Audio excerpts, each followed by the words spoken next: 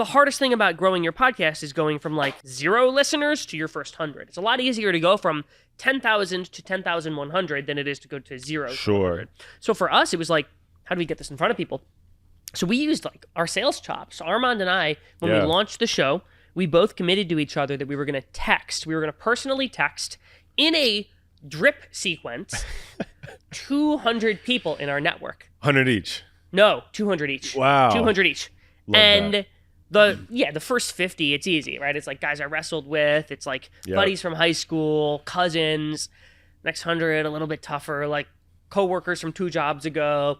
The last 30, I'm like hitting up ex-girlfriends and I'm like, hey, launching a podcast. Hope you've been good. Would you mind giving it a sub when it comes out? Like so awkward. But we did actually a 2-step drip where the first one, I don't know. I think this was like, it was kind of crafty. It was like the first ask. There wasn't anything anybody had to immediately do. It was just, hey, we're launching a podcast in a couple weeks. When it comes out, would you be open to giving us a 5-star review and sharing it with your network? You don't need to do anything today.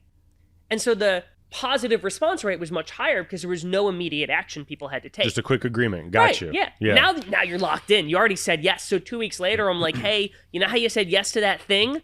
It's live. Here's the link. Will you share it? I like that. And so we got that like initial burst. And Armand and I also, we intentionally we kind of went on like a podcast tour. We went on a couple other sales podcasts and we tried to game everything to all go out the same week or maybe same month to get like an initial burst.